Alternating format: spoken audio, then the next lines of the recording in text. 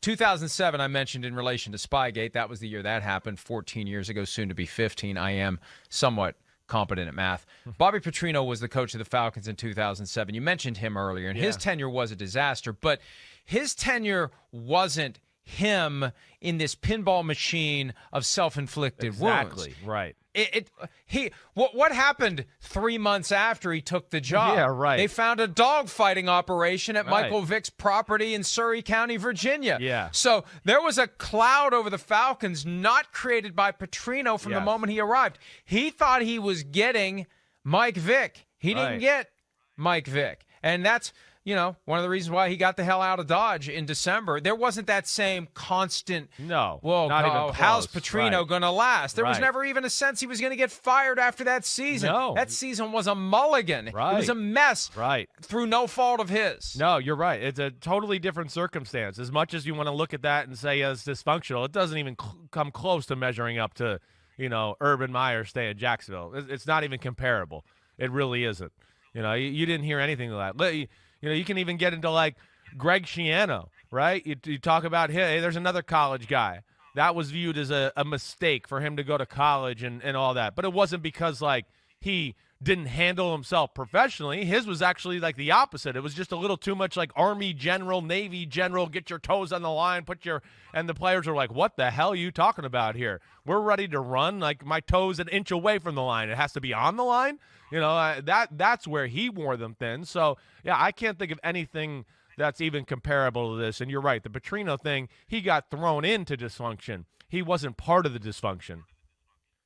The college coaching dynamic, because there's always this conversation. A guy who's been a lifetime or almost all of his lifetime coach at the college level coming to the NFL.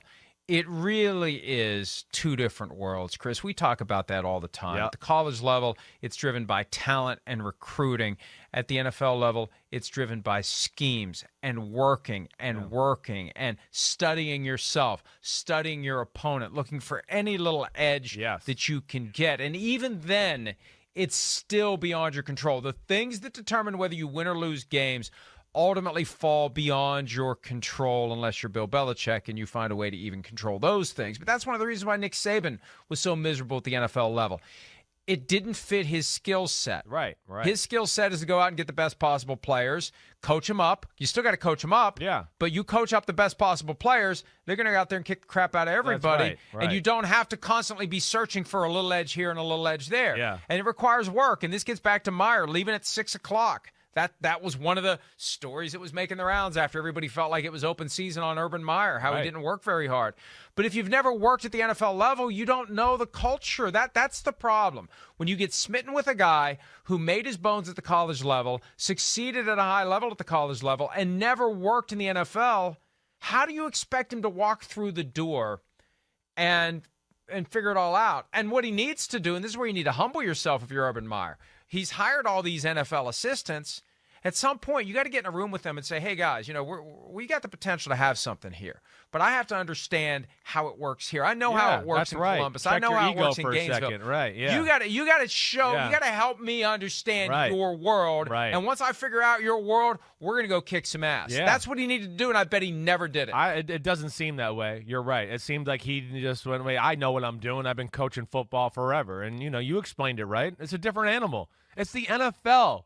It's the difference. We talk about this all the time. We see these upsets and we go, how did this happen? And I'm going to go, because it's the NFL. The difference between the worst team and the best team in football is like 4 or 5 plays. It's 10 plays in a year.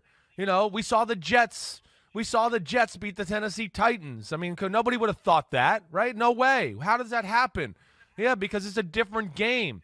And a coach has a good week of thinking outside the box, and you grind and you grind and you grind to find that little, oh, wait, I think we got a 4 or 5 play advantage here by some of the things we came up with in the game plan this week. And that's how you separate yourself. Yeah, I mean, of course we know, teams with better players have an advantage, but still, it's still so close that you got to look for every little advantage, whether it's, again, how you evaluate college kids, how you evaluate free agency to get other pros on your football team, And then the thinking of, wait, what are we as a team this year? Because it's not like we're just going to say, oh, this is how we're going to play for the next 5 years. I'm in college. What are we as this year? Because I lost these players in free agency in the draft. How are we going to figure it out to come back to be the best team for this season with this recipe of players I have here? And that's where it's just a totally different ball game. And, yeah, few from the college level have figured that out. I mean, I think we could probably go on one hand. Jimmy Johnson, Pete Carroll, I don't know. Who else am I missing? But it's a very short list. Pete Carroll had years in the NFL. Yeah, that's right, too. He already knew. Back. Exactly right. Exactly right, Mike. You're right. He was the guy that the Vikings should have hired in 1984 when Bud Grant retired. Instead, they hired Les Steckel. They had a debacle so bad that Bud Grant came back after a 3-13 season under Les Steckel. They should have just hired Pete Carroll then. But Jimmy Johnson is the only guy. And this is what's funny to me, because another part of the debate that's happening, because people are saying that the NFL media industrial complex is against these college coaches. We're looking to tear them down and bring them down. The opposite is true. There's a very real trend in our business to apply lips to the buttocks of the college coach who makes the leap in the event that he does become the next Jimmy Johnson. If you kissed his ass on the way in, you get access to him once he becomes Jimmy Johnson. So just look around. Every college coach, from Schiano to Chip Kelly, they all are, a potential genius here. Yeah. Oh, this guy's going to work. This guy's going to be great. And what do we see time after time? It's failure.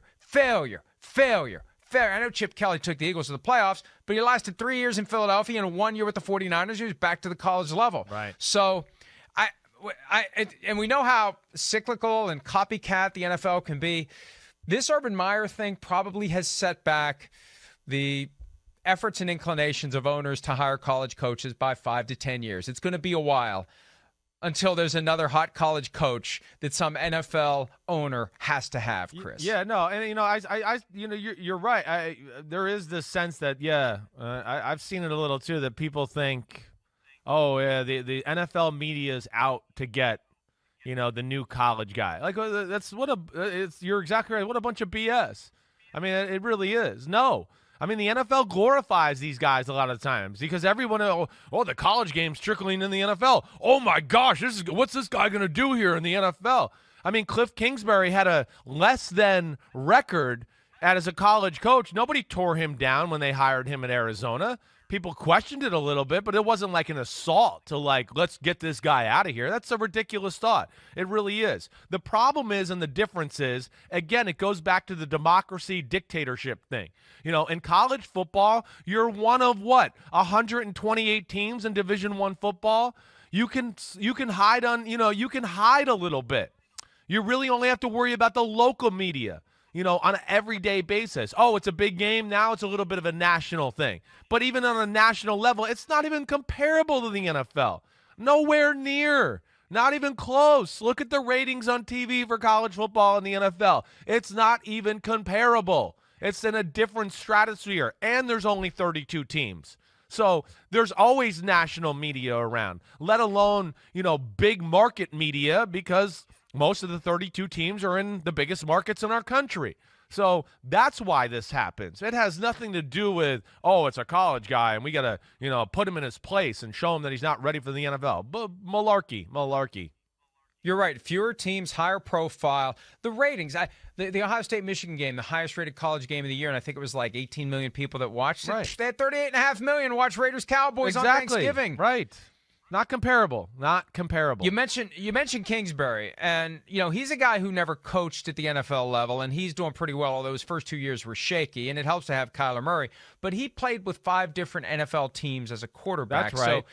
So he had an understanding of how the NFL works. He did a year with the Patriots. That's right. A Super Bowl year with the Patriots. I know. He has an idea of how it works at the NFL level. 100%. But Urban Meyer, no experience at the NFL level. A friendship with Bill Belichick, which is pretty ironic when you consider there couldn't be a greater difference between two coaches than Belichick and Meyer. Maybe that's why they're friendly.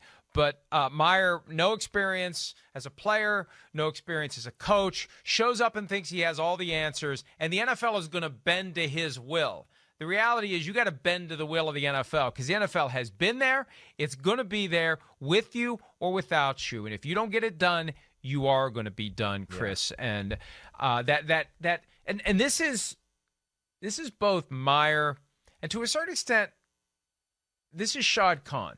And this isn't just him, it's other owners who have that hubris of becoming billionaires in some other line of work. And they look at pro football and they think, I can figure that out. I figured out this. I turned nothing into $1 billion company. Yeah. I know what I'm doing. Yeah. And a lot of times these guys show up and they think they have all the answers and they have all these people around them who defer and they don't question. Wouldn't Shad Khan have benefited from someone in that organization to say, we need to do a little more research on Urban Meyer? There's a few things that, a few stories that may not hold water. There may be some stuff here. There may be reason here to be concerned about whether or not this guy's going to show up and have the desired effect on your team. And it's easy for us to say that now, but come on.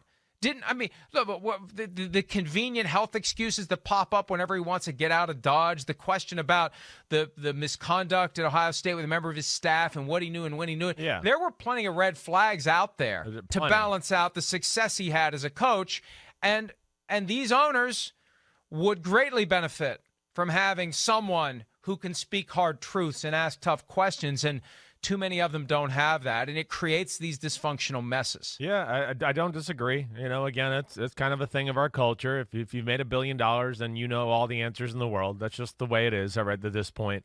And yeah, that's a challenge I'd like to have to face. I wouldn't mind it either. Please give me $1 billion, and I'll try to figure that out.